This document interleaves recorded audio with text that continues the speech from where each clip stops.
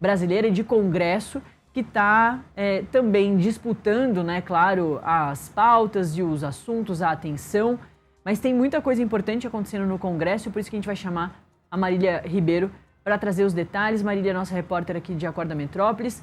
Ô Marília, tem um montão de pauta importante, não só do Congresso, a atenção do governo onde você está aí, no Palácio do Planalto, em relação a tudo isso que está acontecendo, e outros assuntos também do terceiro poder do Supremo Tribunal Federal. Vou te chamar para a gente dar esse resumão todo. Bom dia. Vamos lá, Nath. Bom dia a você, a todos que nos acompanham aqui no Acorda Metrópolis.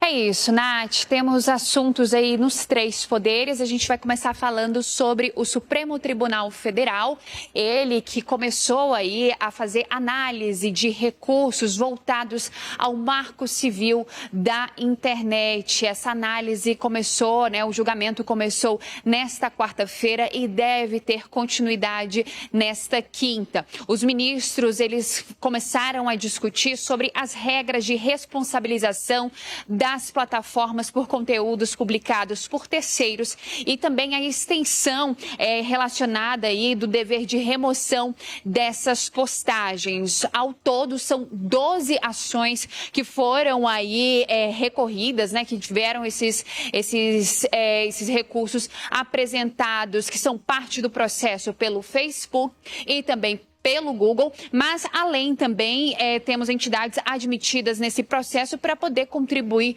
com o debate jurídico. Dessas 12 ações, nós temos aí 2 ministros do Supremo Tribunal Federal que são relatores. São eles Dias Toffoli e Luiz Fux.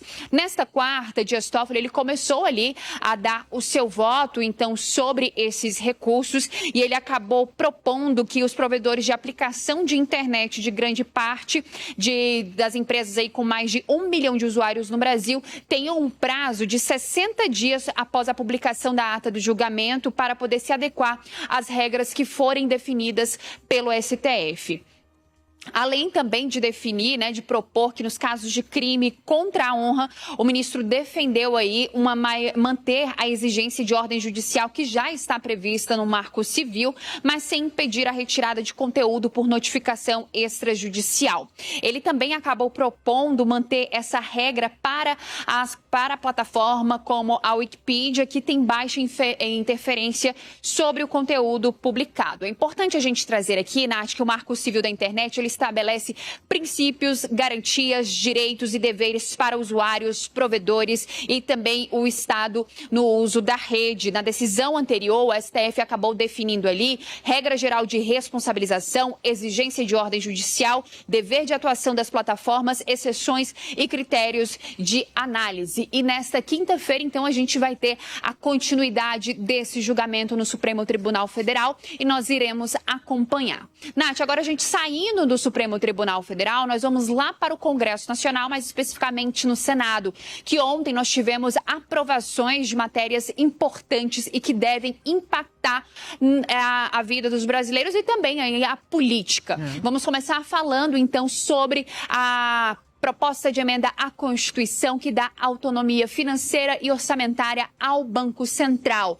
Ali houve diversas discussões dentro da Comissão de Constituição e Justiça do Senado Federal sobre essa matéria, mas o governo acabou sofrendo ali uma derrota dentro da CCJ do Senado. Então tivemos a aprovação dessa PEC que dá autonomia financeira e orçamentária para o Banco Central. O parecer do relator, o senador Plínio Valério, ele propôs aí uma nova configuração jurídica para o Banco Central, definindo a autoridade monetária como uma entidade pública de natureza especial com autonomia técnica, operacional, administrativa e orçamentária. Além disso, ele também incluiu em seu texto que o PIX que a gente faz aí, ele seja incluído na Constituição Federal de 1988, colocando então o PIX lá, que atualmente, hoje, essa medida, ela é tratada por uma infralegal dentro do Banco Central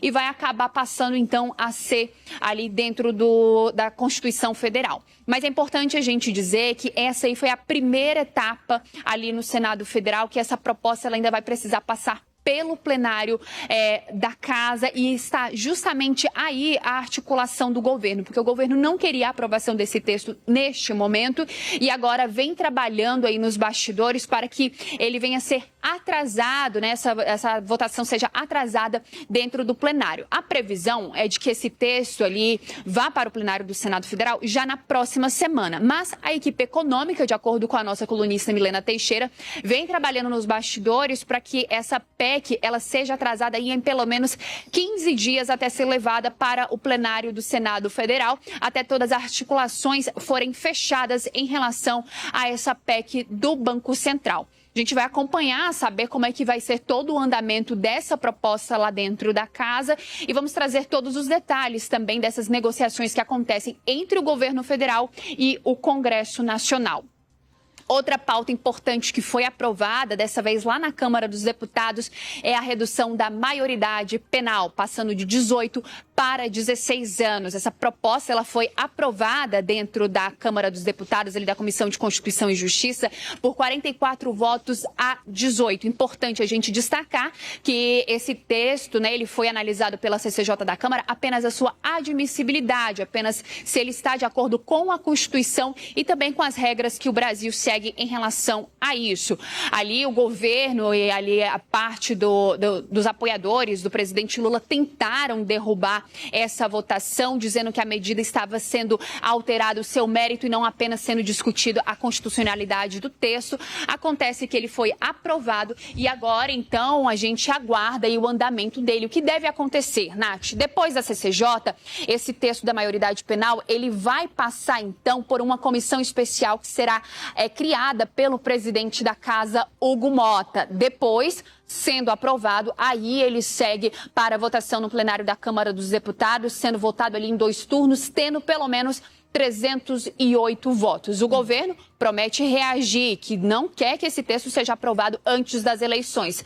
Já a parte da oposição quer que ele seja aprovado antes das eleições, que a análise dele aconteça na comissão especial agora, nesse primeiro semestre, e em seguida seja votado já no plenário da Câmara dos Deputados. E a gente agora aguarda para saber qual será o andamento dessa proposta pelo presidente Hugo Mota e também as propostas que estão circulando lá dentro do Senado Federal em relação ao governo. O governo vem trabalhando. O presidente Davi Alcolumbre deve se encontrar com o presidente Lula aí nos próximos dias para que eles possam debater o andamento dessas pautas. A gente lembra, Nath, que na Câmara dos Deputados a pauta está trancada por conta de um projeto de lei para o fim da escala 6x1. Teve aquela tramitação em urgência de 45 dias, que teve o prazo encerrado ali no dia 30 de maio. Então, agora, eles não conseguem votar nada dentro do plenário da Câmara dos Deputados até que destrave essa pauta. Ou o governo tira a urgência ou a Câmara dos Deputados vota esse projeto. E tudo tá dependendo lá do Senado Federal, porque a PEC da 6x1 foi aprovada na Câmara, mas o Senado Federal, ela tá travada. Nath. Exatamente. Estratégias políticas também, né? Para mudar o foco ou para dar mais foco a algumas pautas ou não. Tá certo. Marília Ribeiro, todos os dias, os cortes de tudo que a Marília traz aqui pra gente estão lá no nosso canal no YouTube, Metrópolis TV, mas também nas redes sociais, tudo @Metrópolis. Dá para compartilhar, portanto, tudo isso que a Marília traz de tão importante sobre a política brasileira pra gente. Marília, muito obrigada, hein? A Marília volta ao vivo às 11 da manhã no Contexto Metrópolis. Valeu, bom trabalho. E a gente vai continuar falando sobre um dos assuntos principais aí que a Marília trouxe